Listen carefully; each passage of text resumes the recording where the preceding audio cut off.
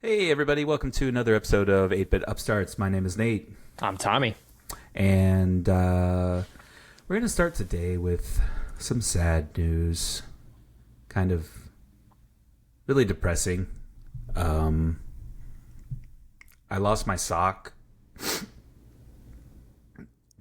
F's in the chat. I don't know. Anyway, no. So this is the first time I've ever had to refund a game. And it kind of hurts. Wait, what game? What are you Baldur's refunded Gate. Baldur's Gate? I did refund Baldur's Gate.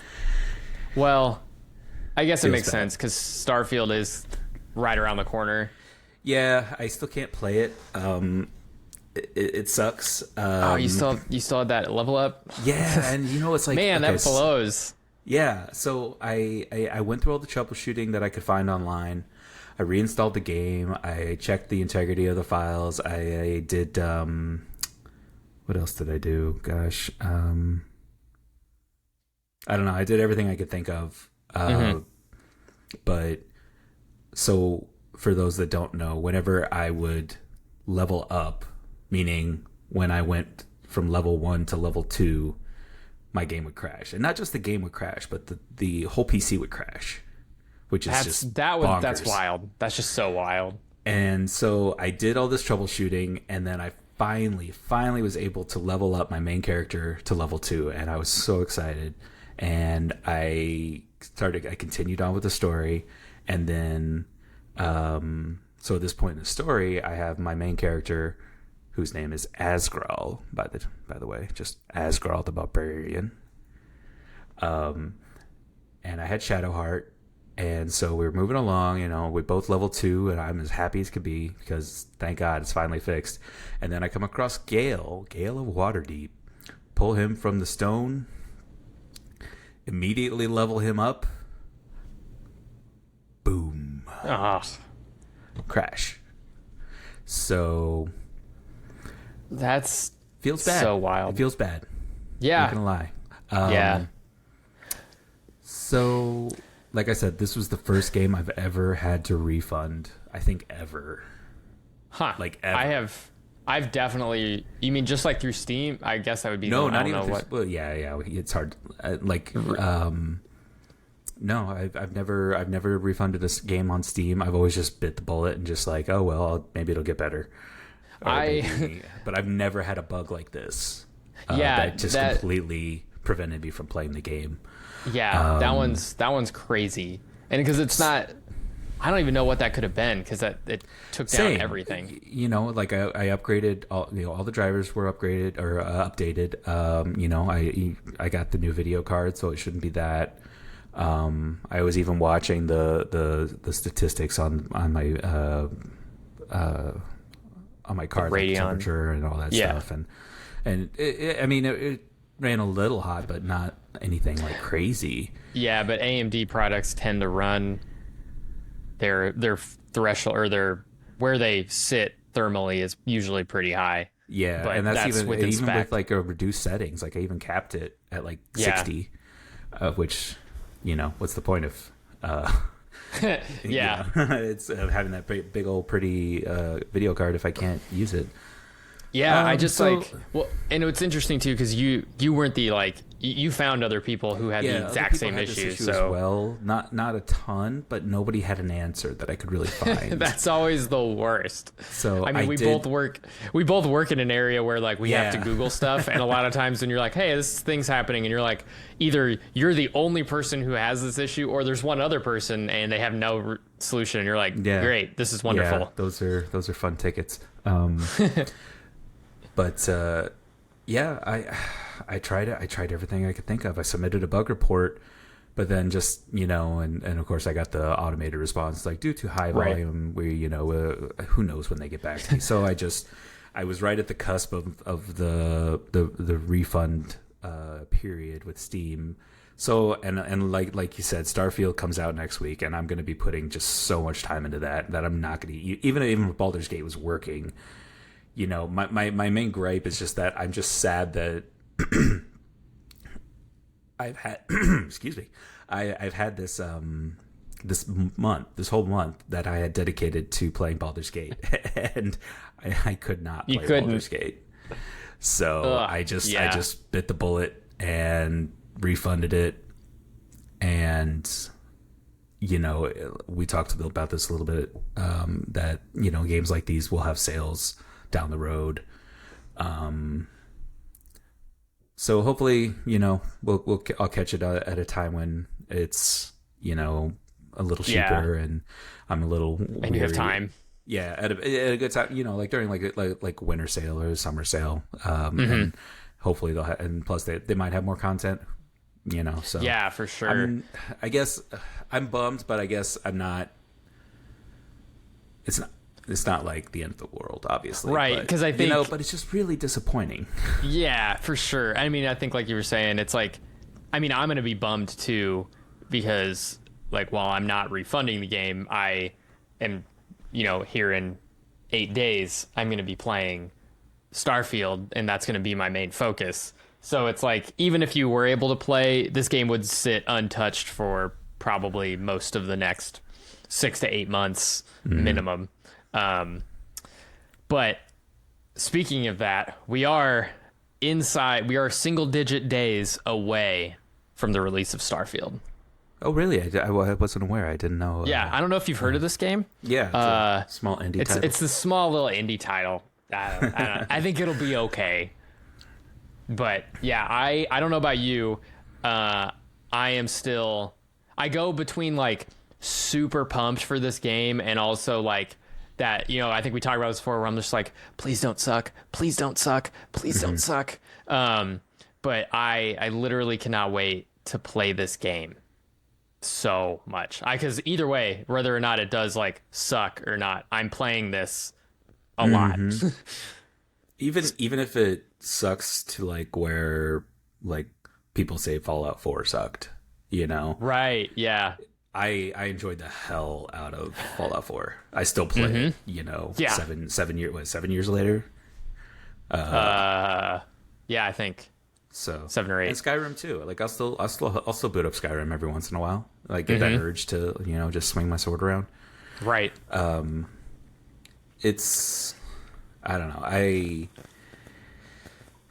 Like you said, I'm cautiously optimistic, because obviously the state of big titles being released has not been great. So other than Baldur's Gate, like that one, I mean, I know obviously there were bugs, wow, but like on the yeah, it's right in the heart. I mean, I had an issue too, but I feel, and I think we talked about this last time too, but like I almost feel like the nature of those bugs, and I could just be, I don't know, having this weird opinion, but like comparing it to like the Cyberpunk release and like how some other games have released and just been like totally broken for most people, it felt like the opposite with like Baldur's Gate, where it was like it's totally broken for a smaller number of people than it is the game and then everyone else on the whole. That and like, you know, other games that have released like Tears of the Kingdom, like that one, really no problems, like no bugs or anything. Yeah, you don't hear about anything like that, which Nintendo's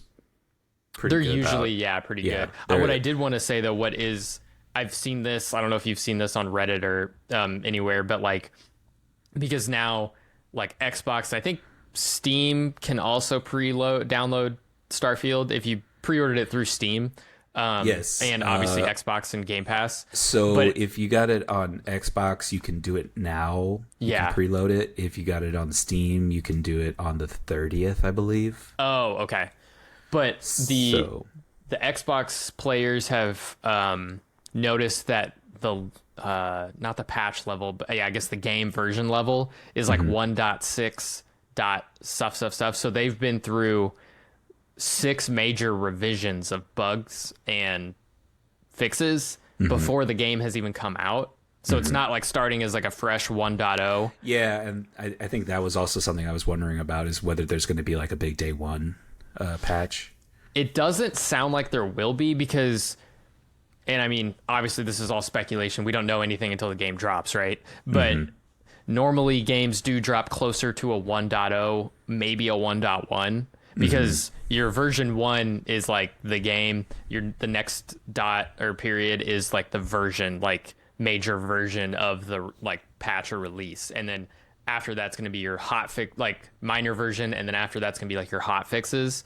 So like Cyberpunk is almost, I think, at like 2.0, or like that will be what Phantom Liberty or something I saw someone say, like once they do that, that would like push it to 2.0, effectively making it a different game is like the idea there, where a lot of, like, initially Starfield was supposed to come out the end of last year of 2022, I think. So because they pushed the release, they've had time to test it internally, is the hope from everyone that I'm reading, which, like, I mean, makes sense to me. I don't know off the top of my head what Skyrim or Fallout released on release day, but I would assume it was closer to a 1.0 or 1.1. So the fact that they've had 6 major updates internally before it went gold is pretty, like, encouraging that it won't be, you know, buggy as, I don't know, like, I've always felt Bethesda games are buggy when they release, but it's always... It's not a bug, it's a feature. Yeah, right? But it's like, they're not, like, bad. I don't know. Like, I've always... maybe it's a bias of... I've always found Bethesda bugs to be almost kind of, like... comical. Yeah, exactly. Yeah. So, if there's less of those, cool. You kind of expect... you always anticipate bugs. Bethesda has a hit. I mean, if you go by Bethesda's history, they have a history of releasing not game breaking, but just weird comical bugs that, you know, but who knows? I mean, like, this is Todd Howard's dream project, right? This is the one he's been dreaming up for like 30 years, I think he said. 25. Yeah. And so I could see him wanting it to be right, you know, on release. For sure. But, you know, with all that, like, we're waiting for the review embargo to be lifted. I don't remember exactly what date that is. It's probably sometime next week, I would think. Probably the 30th or something. Yeah, when we can, like day before pre-release. And so I think that's probably when we'll get our best idea. And of course, there are some things that have been coming out recently, because it sounds like they sent out quite a few copies, like review copies to streamers, influencers. You know. Oh, is that where that went? Okay, I guess the way I read that was like some people were getting them early, like that was a bad thing. Well, I'm sure that from what might be a little bit of both. I mean, I don't know for sure, but from what I've read, is that they were sending it out to people that weren't even that big of, like, YouTubers, you know, that don't have like a huge followings, but hey, we're YouTubers. Yeah, right. No, I think their stipulation is you have to have at least 2 subscribers. We have 3 now. We have 3. Oh, yeah, we have 3 subscribers. Wow. So where's our copy, Bethesda? What is up? Don't worry. By the time Elder Scrolls 6 come out, we might have 10. I mean, okay, lofty goals double here. Double digits. Living the dream. But yeah, it sounds like everything I've seen. It sounds like they've released quite a few review copies, and I know I don't know if it wasn't the CEO, but like one of the higher up executives. Oh, it was like Pete Hines or something. Yeah, he wasn't happy with the leaks that were coming out, which, to be honest, I actually haven't seen really much in terms of leaks. Either. And I don't know what these leaks that he's talking about are. The only one I've seen is the main menu, which has caused quite a stir. There's some drama with that one because have you looked into this? A little bit. I have no idea what the negative is. Is it at all? I don't know either. Okay. And the fact that like another dev from another company would come out and say that about, you know, say that the screen is bad. I was like, it's Bethesda. Like, they always have like the most simplistic, you know, start screens. Fallout 4 had the most. Yeah, Fallout 4 was the busiest. Like, because it was options. Like cinematic, and it would change to looking at different things in the garage, but which I thought was really cool. Yeah, it's not cluttered with text. Skyrim very simplistic, very minimal. Right. You know, it's just the logo and then the 5 options or whatever. Right. And that's kind of what Starfield is. It's just Starfield logo and the menu. That's it. What like you can't screw that up. Yeah, like I was like, unless, like, I really don't know what people wanted. Like, it's also a start menu. Yeah. Like, we talk who about cares? start menus. Yeah, we talk about start menus. We talk about start menus. AI would be so upset. Well, maybe he is. Alan We don't Iverson. know. We'll see if we can get him on one. Yeah, we'll try one day. Yeah, well. I know. Like, there are, like, go off a little tangent. There are a couple, like Austin Eckler is a big streamer. Really? Yeah, he plays a lot of video games. It's mostly, I think he plays like the show and like Madden, but he also plays like Rocket League, and he was playing I want to say Elden Ring. Couple, like, when after that came out, like, because like I'll scroll on TikTok and like he'll stream Twitch and then on TikTok and like everything. So like he's a big streamer. And then also like Jamal Williams, I don't know, he's not a streamer, but he's a huge nerd. Mookie Betts is another big, like, I think he plays mostly sports stuff. I don't quote me on that, but I know on his podcast he's talked about like playing video games. So yeah, we'll try, see who we can get. We'll get our people in touch with their people and I'll go from there. Let me talk to Greg. There's no one here. There's no Greg. Yeah, there's no Greg. We don't have production people. We are the production team. We are. And shout out anyway, Riverside. so like going back to these leaks. Yeah. I don't know. But I mean, I guess I've also kind of been trying to avoid diving too deep into that rabbit hole. So we did get, like, I have like just like throwing myself into like official content that they've released. Right. You know, like the direct video. They just released a new live action trailer yesterday, I believe, right?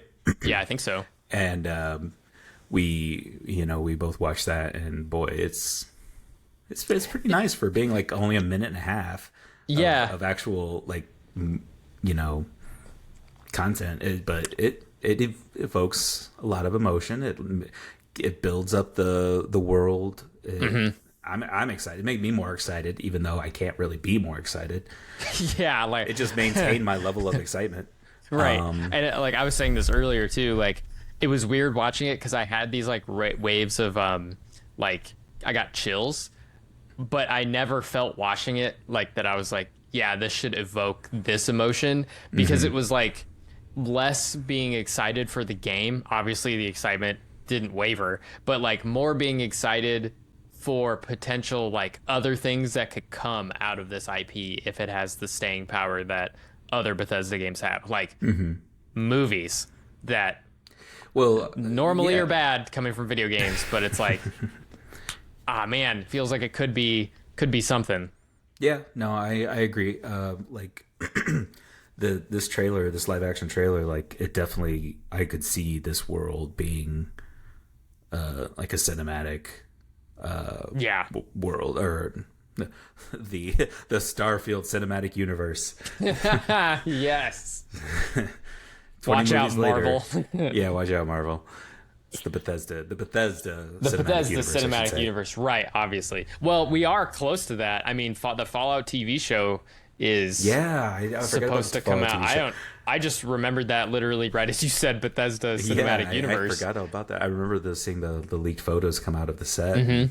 Looks pretty on point. So yeah, I think what I'm really interested to see from Starfield is like where they go with like the humor, because like Skyrim is there are a couple things, in the Elder Scrolls thing that they're like funny little things that happen, but not, and I like, it's not like the idea of that game like it is so much baked into like the Fallout series of like that retro future, and that humor, that like dark humor is like in all of the Fallout games. I'm really curious to see what they do with Starfield, if it's like pretty straightforward serious, or if they lean into that humor like they did in Fallout, right? Yeah, I just wonder how much. Yeah, we'll see. I mean, obviously, I would have to imagine they heard the criticism of the dialogue options from like Fallout 4.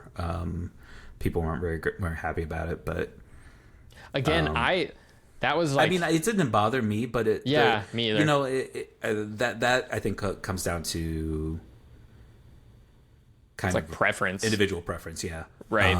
You know, some people care for the story, some people care for like how you talk, like there was even like people that were like I believe they came out and said that for Starfield that there's not going to be like a pacifist mode, or not a pacifist mode, but they said you wouldn't be able to like finish the game as a pacifist. Yeah, not entirely. I saw it was like, because someone asked, I think in that Q&A session from last week, someone asked like, can you get through the game without killing anyone? And they said like, technically no, there are some people you'll have to kill, but it's, if you wanted to do pacifist, you could like almost do it, is the way I guess I understood it. So it's like probably like main storyline kills that you have to make, but other than that you could probably talk your way out of everything. But not so like definitely not like Fallout. That makes me happy in the sense that at least they know that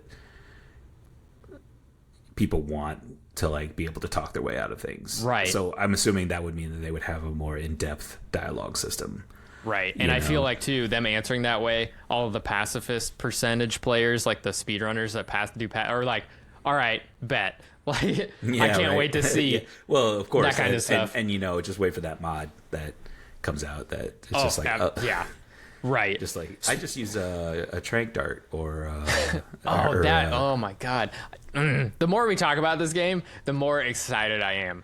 I just like, I cannot wait. The only thing I'm like, and I may have talked about this too, but like, I'm like worried about, first world problem worried about is like, because, you know, going back to you refunding Baldur's Gate, I actually refunded Starfield through Steam because I bought it through Steam. Then I bought the new AMD video card that I bought, which came with the digital deluxe edition of Starfield. So I refunded Steam because it didn't come out yet, so you can refund it. That was fine. And I'm getting everything through AMD rewards. But what it's looking like is I won't be able to get, because the way they do rewards is they're not just like, here's your code. You have to tie your account to your Steam account. So you can't give away your code, which like, okay, I get that. Fine. That's fine. But they also have not released that ability, and everything sounds like they won't do that until the early release day, which is September 1st, except where we live, it's actually August 31st at like 7 p.m.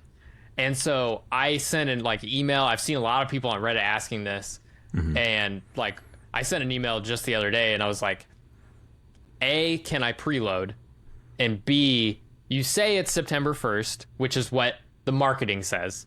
But where I live, it's supposed to be August 31st. So will I actually get it then? And I got the exact same answer I found that if I Googled this question, like when do you get it? And I'm like, that doesn't answer either of the questions that I asked. So I don't know if I'll actually be able to play it like August 31st or if I'll have to wait until midnight or whatever, September 1st, or, you know, going into September 1st. And then I have to download the whole 100 however many gigs, which if it's overnight, I'm probably not going to play it at night because I'm not that dedicated in life anymore and I need my sleeps. So I'll just let it download while I sleep. And then when I wake up, I'll play it. Yeah. And I'm assuming you have the day off. Yes. Yeah. Okay. And that is Labor Day weekend. So Monday is off. Although we have fantasy football drafts, and there's a lot of things happening that weekend. I got a fantasy football draft on that Sunday. I've got one on that Monday, and aren't you going out of town that weekend, or are you going out of town the next? No, I'm going out. Well, not the next weekend after that. Okay. Yeah, man. But I've got dedicated 4 days of no work that I'm just going to be playing my butt off. Yeah, and then I'll have, Tuesday, Wednesday, Thursday, Friday to just play normally, like after work. What are we gonna do about this podcast? I don't know. Well, we all knew this was going to be short-lived, right? I mean, it's just... I told you not to get involved, Tommy. Don't fall in love. Yeah, right. Um, But but yeah, no, speaking, we'll find some time. We'll yeah, make it work. We'll make. I mean, we'll we have usually stuff do to this talk in the about. morning anyway. I mean, maybe, I know that didn't work out when we tried to do stream the game, but maybe if we use like OBS, we could Yeah, we'll have to stream it see what we can or do, whatever. but we can play around with that. But I wanted to kind of touch on the AMD thing because Yeah, this is that was another actually, I'm big glad point you of contention. brought that back. Yeah. Because this is the first time I've ever seen a game, not I mean, and not even just like any game, but a huge game, huge release being tied like exclusive with an exclusivity deal with like a computer hardware like company like AMD, and that kind of blows my mind a little bit because it's like, is this kind of going in the direction that video game studios are going? And it makes me a little nervous. So it's like, are you gonna like, will now obviously right now, like if you have a different like video card that's not AMD, you can still play the game. I mean, it's not like we're saying you can't play the game, but if this game maybe is more optimized towards a specific piece of hardware. Well, that's always kind of been a thing. Yeah, I guess that's true.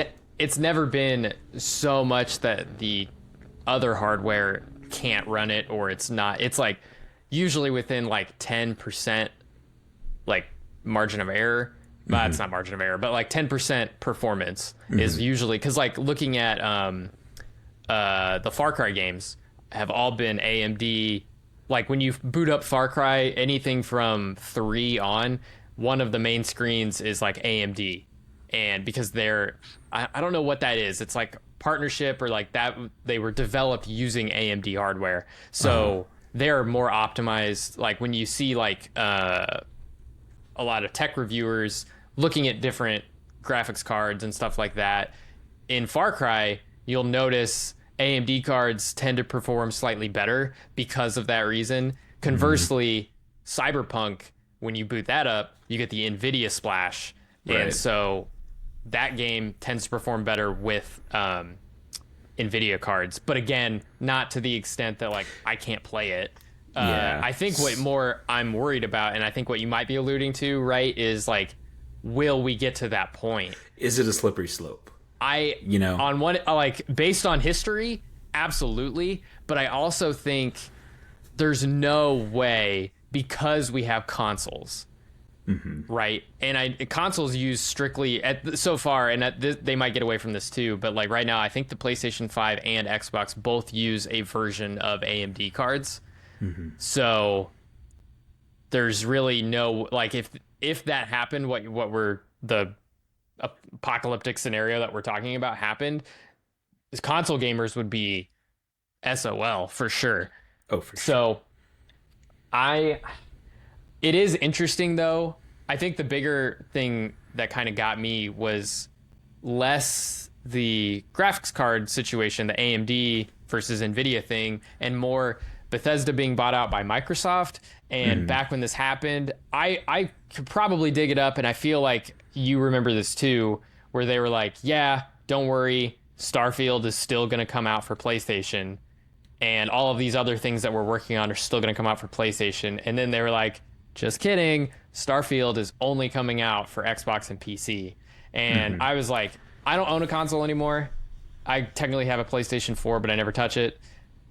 And I'm like, man, that's pretty dirty. That's cool. I feel like I do remember that, and I feel like that was something that Bethesda was caught off guard with. Yeah, I saw that internal email too. Yeah, they were like, wait, what?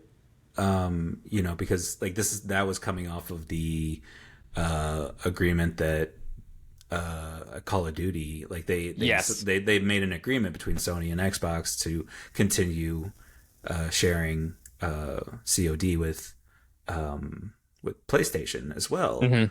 But so I think then there's kind of just that assumption that Bethesda's are huge titles, like these are massive titles, and I think it seemed like it was assumed that was going to be the same issue, like the same situation where they were just going to sign an agreement where Bethesda titles, maybe not all, maybe not exclusively on the Xbox, but like that they would share like at least the big ones, like the huge AAA titles. Yeah.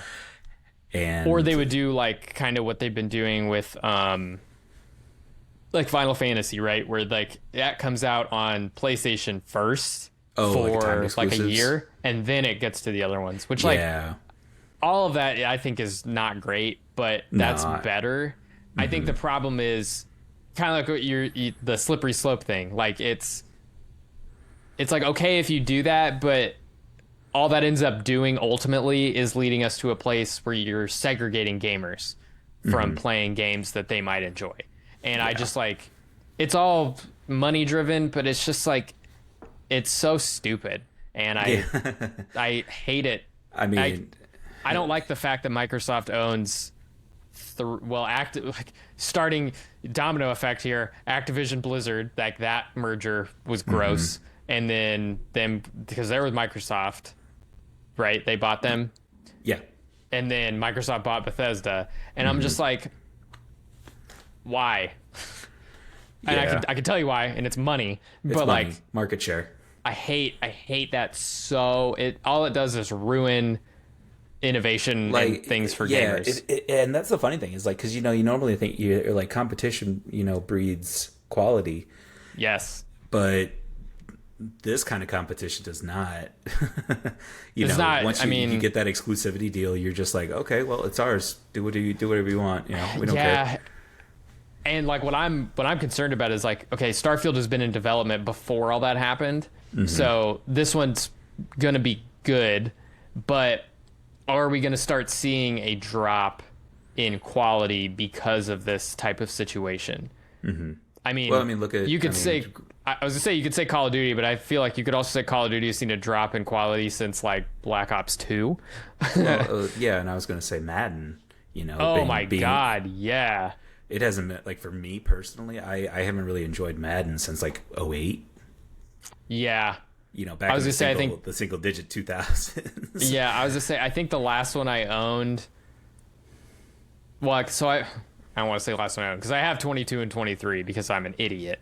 They're the same game, but before that, the last one I bought was 16. So that's the only time it's worth getting Madden, right? Is like if you wait like at least Every 8 years between, yeah. like not even few then, anymore. It's still because like they've completely neglected like the stuff we like franchise mode. Yeah, it's all mud. That was how, like every year. That was why I bought Madden when it was good, because they were constantly updating, adding new stuff to franchise mode, and then they just stopped. They were like, oh nope, we're gonna go with these microtransaction route. And we're going MUT. The dynasty team. The dynasty teams, MUT. And like that's I mean, if you do look at it, like that is what most people play. So it makes sense like why they focus on that. It's just like it would cost you stuff for developers to work on the other thing, but ultimately you would get more people to buy your game if you would continue to develop all of the things that you've always featured in every one of your games. Yeah, and what's funny, I always wonder, it's like, because it just seems like how much they rehash Madden every year to year. Are they really spending that much money on the game? Because like right, the graphic improvement has been very low from year to year. They're using Frostbite, like the engine hasn't changed for like 6 years or something. And they're just focusing on the one game, like one game mode, really. Like you can't allocate just a couple more resources to work on a franchise mode or career mode. Or...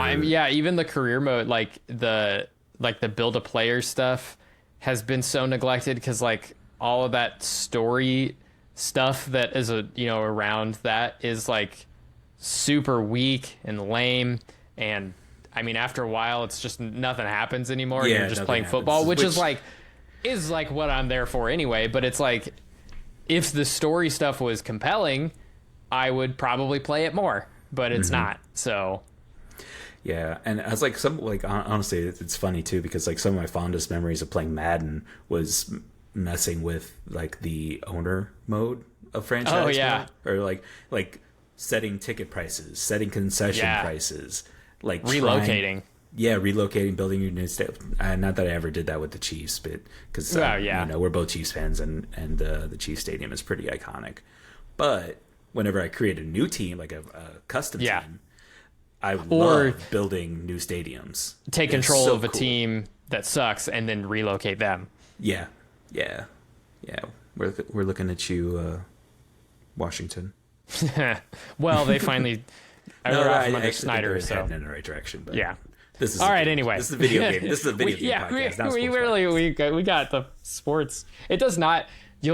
I'm sure this will not be the first time that happens. It really does not take us long to get from video games. It can get from anywhere to sports because we're both big sports guys. So it's like it doesn't take us a whole lot to get there because we like it, especially now that we're creeping into football season. Anyway, we were talking about AMD. And so the slippery slope of AMD exclusives. But so I think, go ahead. I was just going to say, the cynic in me can definitely see this snowballing. Oh, 100%. But the optimist in me is that it doesn't get much further from where it is now, where, like you said, where it's like maybe optimized on one or the other, like NVIDIA versus AMD. But as long as everybody can still play, that's all I want. I want you, and I feel like that's what you would want too, right? You, as a developer, you want as many people to play as possible, and I don't think I don't see people buying consoles are so expensive now that you don't just buy one for one game, right? Right. Not like you used to. I remember when I bought my very first PlayStation, the first PlayStation, I bought it solely so I could play Final Fantasy VII. And thankfully, I did not regret that decision. But also, games were just better out the gate back then, I feel like. Because they had to be, right? Like there's no like online patch that you can get for that wasn't even a thing until like PlayStation 2, and you had to buy like a thing to get online. And then they still didn't patch games. That was strictly just so you could play multiplayer. Right. So, but it's just like people, if you're going to commit to buying a console, there has to be a bunch of and I get this is where the exclusive deals come in. Is like if you're going to buy a console, you want to be sure that they have a library of games that you want to play, right? But for existing people that already own the consoles, people that are Microsoft guys, people that are Sony guys or girls, sorry, but I don't know, it's almost like an Apple Samsung thing, Yeah. Where it's just like you kind of, it's hard to get people to change from one console to the other if you've been with one for so long. Now these exclusive deals are going to make people forced to make those kinds of decisions. And what kind of decisions are they going to make? Are they going to, I just don't think us as gamers, I don't think we win at all in this. Yeah. Well, what I was going to say too is like, I think the only way, like, what we can do as gamers, which is way easier said than done, is not buy the games. Yeah. Because when you start affecting the demand, then that's what will change them. I mean, I guess I can't say that for a fact because I don't think we've had, like, at least in this space, like that situation. We just haven't been like, yeah, we're just not buying that because we hate the things that are going on. But that is like, to me, that's the only way to start affecting change is by just not buying the things and not giving them the money. Starting with not buying early access stuff, right? And I'm I'm well aware I'm a hypocrite, not doing early access and not pre-ordering games. And again, like I said, I'm a hypocrite because I definitely have done it. I did it with Baldur's Gate. I did it with Legend of Zelda, and technically, I was going to do it with Starfield, and then they gave it to me for free for buying, a video card. They force you. They did. To buy. Yeah, exactly. Yeah, but like that, to not say that I wouldn't have done it anyway because I was going to. It's hard because I don't do it for every game that I like. I usually only do it for games that I like really, really absolutely enjoy. It doesn't work out every time because some games do not release well. Baldur's Gate was an exception to the rule because they took I know I'm digging the daggers deep. I'm digging it deep. But when you look on the whole, it did really well going through early access. And also I'm gonna just a little side thing here. It's like I'm not saying anyone else shouldn't buy Baldur's Gate because it is, from the little bit I played, very fun, gorgeous, and I feel like I'm very much vocal minority. Not even that vocal, honestly. Yeah, and I was gonna say you're not the very small minority of people that just had a game-breaking glitch. Right, and again, like you were saying too, if Starfield was not going to be releasing this, like if Starfield was coming out next year, you would have kept it. I would have kept it. Yeah, I would have just gone back and forth with, their customer support team until it got fixed. But right, I just don't have that time right now. Right, I can focus on one game basically. Yeah. We're not in high school anymore where we can just play all the games. Have you ever thought about that? Like, oh my gosh. I was thinking about this the other day. When I was in middle school and high school, I distinctively remember waking up in the morning to play a couple games of Counter-Strike before I would go to school, go to baseball practice, have a baseball game at the end of the day, come home, and then played more Counter-Strike or whatever game. I've been like PlayStation 2 era, so I was like playing whatever is on PlayStation 2, and then I get to high school and it's like still waking up doing some Counter-Strike, and then come home and I'm playing World of Warcraft, and I'm like, when did I sleep? Because I don't remember, but I did. And then there was Pokemon. I was playing Pokemon all that time too. Like, I just like I think back to that and I'm like, I played so many video games where now I'm like, I look at my Steam library and I get anxiety because I have so many video games that I can't play.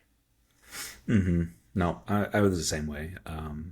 It was just all Final Fantasy VII all the time, like from like 98 until 2000 when Final Fantasy 10 came out, and then that was my next Final Fantasy that I just dumped hours and hours and hours into. You went straight from 7 to 10? You didn't play 8 or 9? No, you did play 9? And 8. I did play them, but I didn't put as much time into them as I did 7. And I did play. I never finished. I beat 8. I did not finish 9. That one just didn't capture me like I was hoping it would. Huh. But it also is one that I want to go back and play. But again, time. Yeah. But 10, especially for Final Fantasies. Yeah, 10 was another big leap in their graphical standard for Final Fantasy games, and that one, and plus also playing Blitzball. Oh my gosh, I spent more time playing Blitzball in Final Fantasy X than I probably played 90% of other games I played. I remember that when you do that the first time, because you have to do that. You have to do part of the story. Yeah. I could not figure the game out, and do you have to win, or you just have to play until like the cutscene? But if you win, you get better prizes. You get better prizes. Oh, okay. I couldn't remember if that one. I remember, because I remember you're like, do you go up? Because that was half in the water, right? It's like part the, and then the parts out. I remember one of the cutscenes, the ball goes up, and what's the main character? Titus. Yeah. He goes up to do that like bicycle kick. Yeah. And then he like looks and you see Sin coming. And that's like the only thing I remember was like, I think you play Blitzball to get to that cutscene, and then I never played Blitzball again because I was getting my ass kicked when I was playing that until the cutscene, and I was like, I don't understand this at all. Oh man, I was so good at it. You professional Blitzballer? I was. Yeah, back in the day. I'm sponsored now. Yeah. Yeah, I was had a nice little contract there.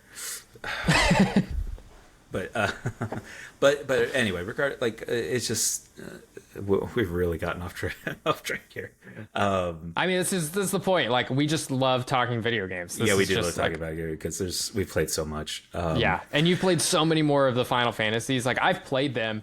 I haven't played them to the extent that I know you have. Yeah. So, honestly, this is funny. I just want to bring this up because this is one of my first memories meeting you. Because, you and I are distantly related. And so I think I'd known your parents I'd met them at least before I met you that I remember. I also have an awful memory. But one of the first times I met you, my parents were coming to your parents' house for something, and I went along because I don't think I was even 16 yet, so I couldn't drive. And you were probably in college at that point, but you were home. Yeah, and I think it was it summer break? Might have been. I don't remember what time of year, but I remember I went along. I think I had started playing. I don't remember if I had play guitar yet because your dad plays guitar, and so like no, that but was you were always down fun. there with Yeah. Yeah, you were all. Was I down playing? there. Okay, maybe. Yeah, but I walked into that other room across the basement there, and you were playing Final Fantasy 12, and I was like, oh, okay, I like this guy. Yeah, I was like, I remember after you left, like I was like, how did I not know about this guy? Right. Like, why am I just finding out about my cousin at this point? Yeah, and I was like, wait, so he's a big into video games, and his dad plays guitar? What? Yeah. And we didn't even actually find out, or at least I didn't find out we were actually related. Oh, yeah, until not for years later. Later after that. I just thought you were cool. Yeah.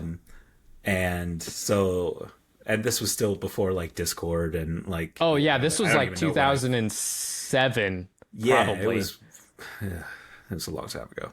But Well, yeah, whenever Final Fantasy, because Final Fantasy 12 was. yeah, so that came. 13 was not out yet, so it was 12. Yeah, so it had about that sounds about right. But yeah, so that was like our first meeting, which is weird. And we didn't really talk. We're both like super awkward people in general. Yeah. So awkward. But it was just like we just watched me play Final Fantasy 12 while my dad jammed on guitar in the next room. Yeah, that was pretty much. And that was the first time we met. It was great. And then it's so funny just thinking how that works. Like years later, you're like really good friends with the Duncans, like the older Duncan, and I'm friends with the younger Duncan, and then that's how that group came together. Now it's turned into one of my favorite group chats. Absolutely. Ever. So, but oh my god. Anyway, again, back on. You see how fast that literally took no time at all, and that was all because of me. Thanks, Tommy. I do want to talk about. So I know we talked so much about Starfield and Baldur's Gate, and we're going to continue to talk about both of them probably. Mostly Starfield, considering it comes out late next week. We're going to record the podcast next week before Starfield comes out.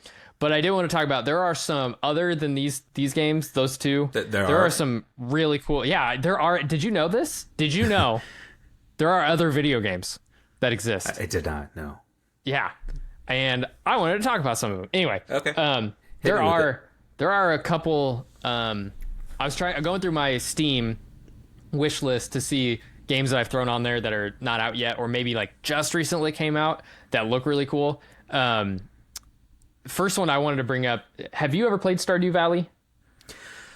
I have not played Stardew Valley, but I have played a lot of Harvest Moon. Yeah. So the spiritual successor to Harvest Moon. Stardew Valley is, one of the most beloved, I would say, indie games. It's like, I think that was one of those games. It's even hard to like consider that an indie game at this point. I know it started out like that, but it's huge right now. I mean, especially like for that kind of genre. Yeah, farming. Farming, and people are getting a kick out of it. Yeah, I tried it. I definitely see its appeal. I just can't. I don't know if my brain is not like, I haven't played it enough to get my brain into that mode. I know people a lot play it. I feel like it's calming. It's easy play. It's not like it's relaxing. Is the word my brain could not come up with. Yeah. But that company is working on another game. They don't have a release date yet. It's almost to the point of like vaporware, where I guess we're not really close to that yet, but it has like been talked about for a long time, called Witchbrook. And it's basically the developers of Stardew Valley are creating Harry Potter. So it's like that isometric, the way Stardew Valley's, played, that art style, but you are a witch or a wizard going to school. So you learn the spells and you do stuff like that. It looks like it could be a lot of fun, especially for my wife, because she's a huge Harry Potter fan, and that seems like something she would love. So I'm pretty excited for it. But right now, again, it does not have a release date. That does sound interesting.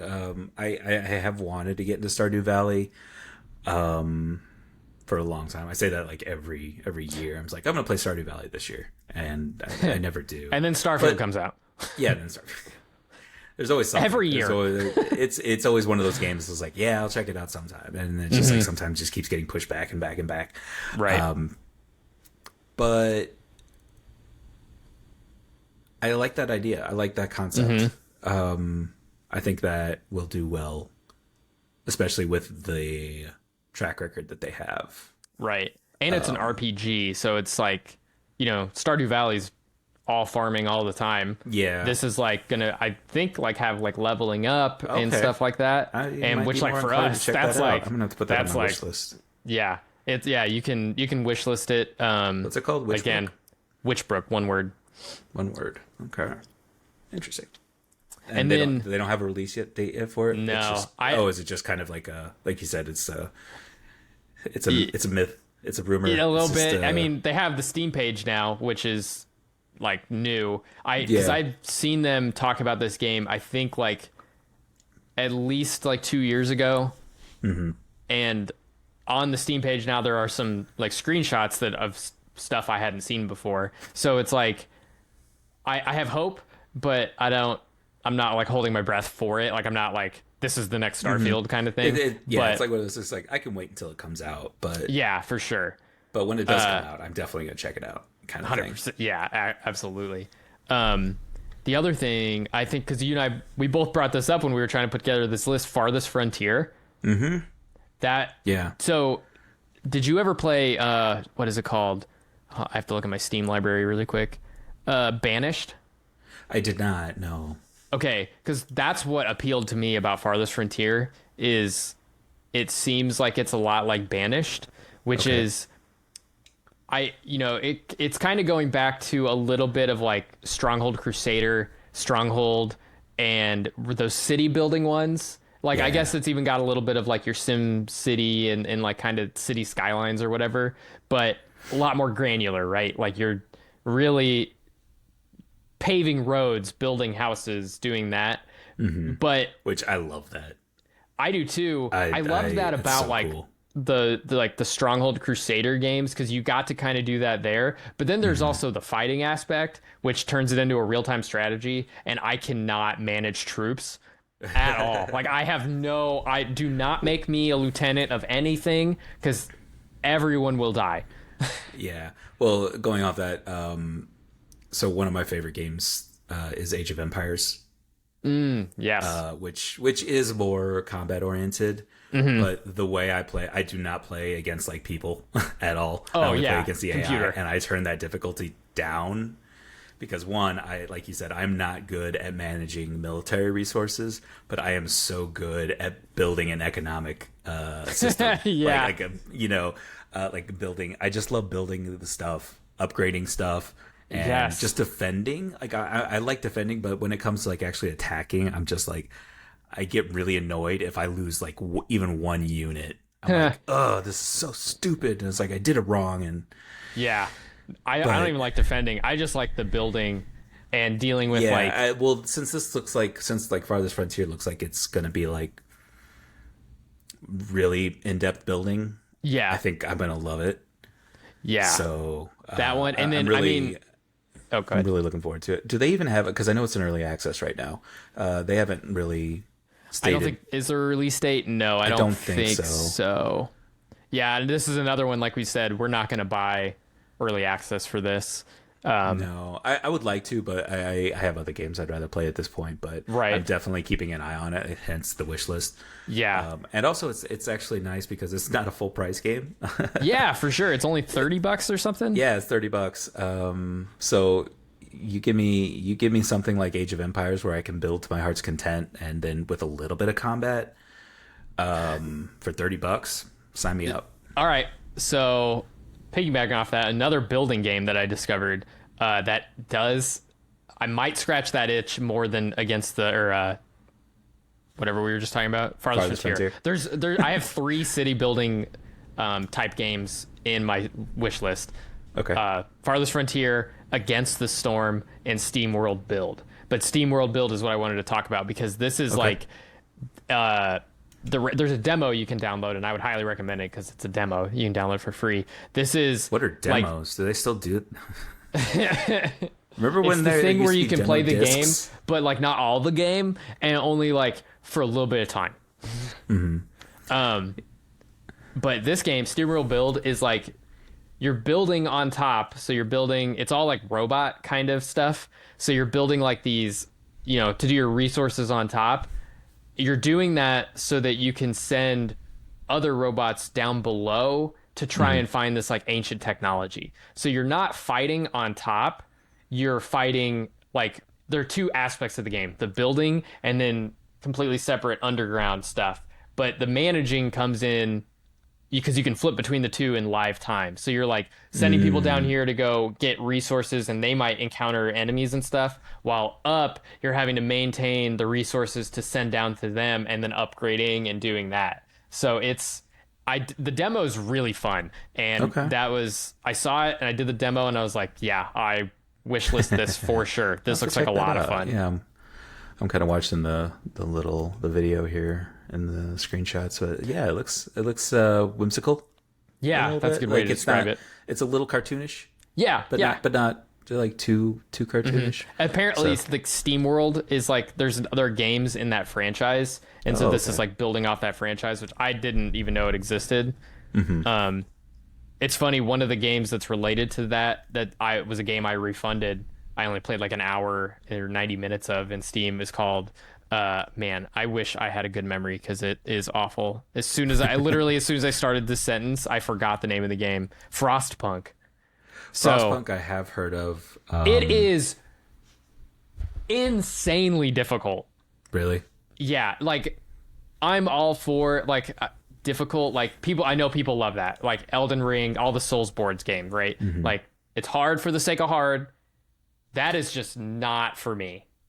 At all, which I think we talk about this, right? Like having that story mode a little bit, yeah. With Frostpunk, dig the challenge. I'm not one of them. Yeah, Frostpunk is unless I just am that bad at city builders, it is so difficult. It is just absolutely insane. Yeah. Well, I don't blame it. Like I would probably. It doesn't sound like I don't like hard. So I play city builders kind of like how people play Stardew Valley. It's just like it's relaxing, it's therapeutic for me. It's just like I like building towns, building roads, building like resource like gathering and infrastructure, just building an economy. Yeah. I know it's not the same. It's similar. It's not the same. Did you play a lot of Roller Coaster Tycoon? Not a lot. I played it when it first I think it was like one of the first ones, like first or second one. But no, I never really got into that. I did play SimCity quite a bit. That was fun. But I don't know. I think I gravitate towards more like medieval builders. Oh yeah, Age of Empires, right? Builders. Yeah, Age of Empires, which I absolutely love. But just still, I mean, but it's still the same concept. It's just different worlds. But that's my go-to when I just want to chill. Yeah. So you might like because Banished is out and it's an older game, not really like older, too, but I don't know how much it is anymore because I've had it for a long time. That's strictly just city building. There's no fighting at all, and it's all medieval-esque. I was talking about Roller Coaster Tycoon because I discovered this game, which apparently has been out for almost 5 years, called Parkitect, which is like the spiritual successor to Roller Coaster Tycoon. So that's another game that I want to try, but there's no point in buying any games right now because Starfield comes out. Right. I know. Why are we even talking about anything I don't else? know. Yeah. Because I'm sure everyone, all the one person listening are they're all very interested in our opinion on other games, obviously. And they just have you seen the views that we get? We draw 3 and 4s of views, and 3 of them are me. It's just Tommy, but you like wear a mustache the video? Every time. Like you'll wear a mustache one time, wear a fake nose the next time. Yeah, so the algorithm can tell I'm a different person. Yeah, that's how that works. So, But that honestly, I think that sounds like a good place to end it for today. Yeah. I think we're pretty close to about an hour now, but yeah. So we promise we're gonna not talk about Starfield like all the time, every time, just a lot of the time. Yeah. So I honestly have no contributions for Baldur's Gate anymore since the incident. Hereby referred to as the incident. The incident. So, but we're gonna we scour Steam for new games all the time, and if we see some that pop out that are cool, we'll definitely call them out. I personally found out a couple new games just now that I'm gonna have to check out for sure. None of them have really any dates, set dates yet, so that's good because I obviously will not be having time for them anytime soon. Right. So, with that, we'll wrap it up. Thank you everyone for listening. Thank you all one of you for listening. Once again, we are the 8-Bit Upstarts. My name is Nate. I'm Tommy. And have a great rest of your day.